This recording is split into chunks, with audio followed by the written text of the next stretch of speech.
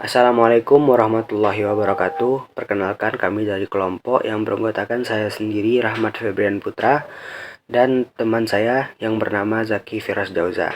Jadi, pada video kali ini kami akan menjelaskan sebuah materi yang berjudul Self-Awareness, mengenal potensi diri sendiri.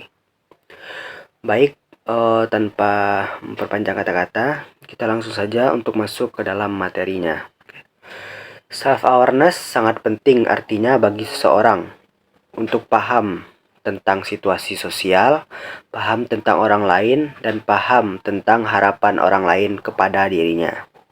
Self-awareness adalah cara termudah untuk bisa merefleksikan diri, mencari pengalaman, mengamati, serta mengendalikan sebuah emosi.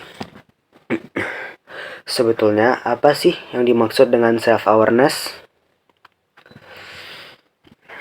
Baiklah, kita akan masuk ke materi pertama, yaitu pengertian dari self-awareness. Jika ditranslasikan ke dalam bahasa Indonesia, self-awareness berarti adalah kesadaran diri. Dan jika merujuk ke dalam Kamus Besar Bahasa Indonesia, kesadaran diri adalah kemampuan seseorang memahami perasaan, pikiran, serta mengevaluasi dirinya sendiri. Hal tersebut akan membantu seseorang dalam memahami kekuatan, dorongan, kelemahan, dan nilai yang ada pada diri sendiri. Untuk kesadaran emosional yang kemudian menyambung ke pemahaman diri sendiri untuk bisa melakukan perubahan ke arah yang lebih baik. Menurut Carden et al. Tahun 2021 dan London et al. Tahun 2023, terdapat dua dimensi dalam self-awareness. Dimensi pertama yaitu adalah internal self-awareness yang berfokus pada proses internal individu.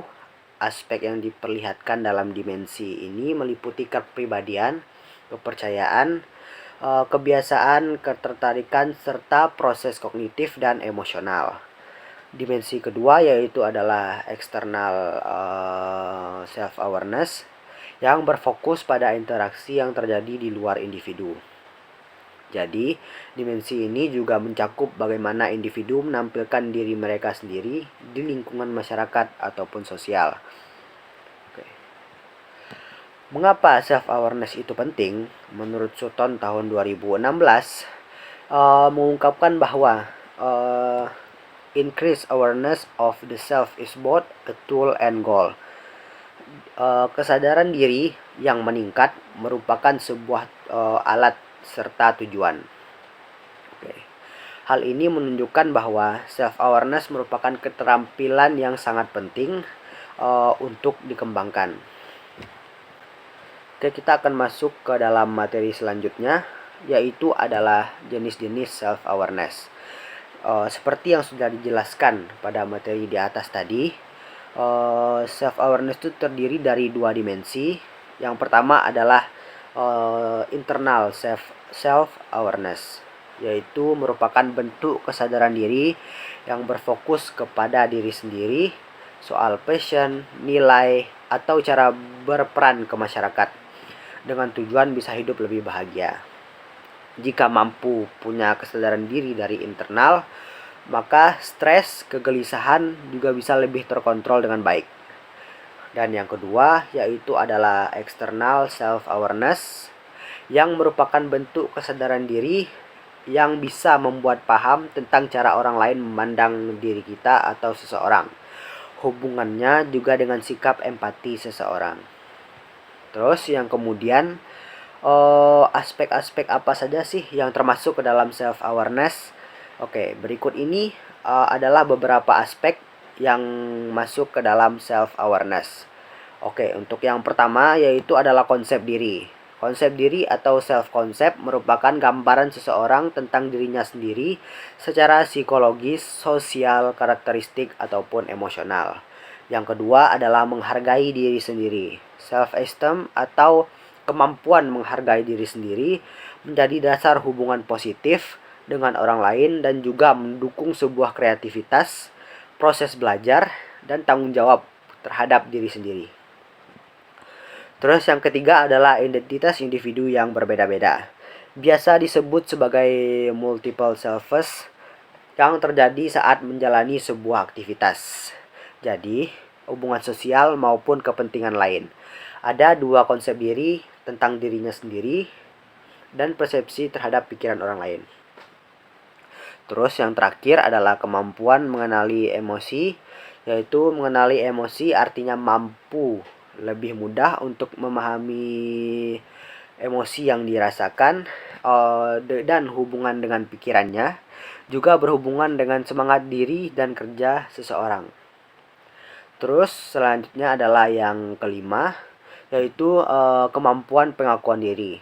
Pengakuan diri artinya adalah memahami bahwa dirinya punya kelemahan serta kekuatan dan bisa mengintrospeksi diri, belajar dari sebuah pengalaman, dan juga mampu menerima kritik, saran, lalu bisa mengembangkan dirinya menjadi sesuatu yang lebih baik. Terus yang keenam, kemampuan mempercayai diri sendiri. Kemampuan mempercayai diri sendiri ini artinya adalah seseorang percaya terhadap kemampuan yang dimiliki oleh dirinya sendiri dan sadar akan harga diri serta kemampuan yang ia miliki. Terus mungkin untuk materi-materi selanjutnya akan dijelaskan oleh teman saya. Assalamualaikum warahmatullahi wabarakatuh. Perkenalkan, nama saya Zaki Firdaus Dauza dengan NIM 250322160. Baiklah, saya selanjutnya yang akan menjelaskan materi mengenai self-awareness. Yang pertama, memahami diri sendiri. Yang kedua, menyusun tujuan hidup dan karir. Yang ketiga, membangun relasi dengan orang lain. Yang keempat, membangun nilai keberagaman. Yang kelima, kebutuhan diri dan komunitas berjalan seimbang. Yang keenam, mampu mengontrol diri sendiri. Adapun tahapan pembentukan self-awareness, yang pertama, ketidaktahuan. Yang kedua, berontak. Yang ketiga, kesadaran diri. Yang keempat, kesadaran diri yang kreatif. Adapun manfaat self-awareness, yang pertama tentang menghadapi masa kritis. Kesadaran diri akan membuat seseorang lebih tenang ketika menghadapi masa kritis. Fokus pada diri sendiri, menenangkan pikiran dan meredakan stres. Yang kedua, mindfulness. Seseorang akan lebih bisa menikmati dan memaknai kehidupan dengan sadar bahwa ketika hidup pada masa sekarang.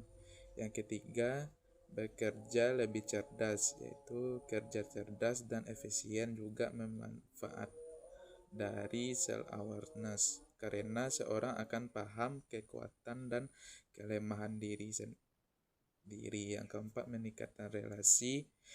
Kontrol diri yang baik juga bisa membuat seorang menjalin dan hubungan dengan orang lain dengan lebih baik, artinya bisa meningkatkan relasi yang ia miliki. Yang kelima, menjaga kesehatan, yaitu kesehatan diri juga jadi manfaat. Kesadaran diri tak hanya soal fisik, tetapi juga kesehatan emosional, mental, dan spiritual. Kesimpulan dari self-awareness itu adalah keterampilan mengenal diri yang penting dikembangkan untuk beradaptasi terhadap perubahan zaman dengan tingkat self-awareness yang baik. Ketika dapat membangun hubungan baik dengan diri sendiri serta lingkungan sekitar, pengembangan self-awareness didukung oleh proses yang efektif, yaitu relaxation, meditation, dan mindfulness. Kita dapat meningkatkan self-awareness dengan beragam teknik, meliputi relasi diri, menulis jurnal, melakukan tes kepribadian, meminta feedback dari orang lain, dan sebagainya. Sekian presentasi dari kelompok kami. Kami ucapkan terima kasih. Wassalamualaikum warahmatullahi wabarakatuh.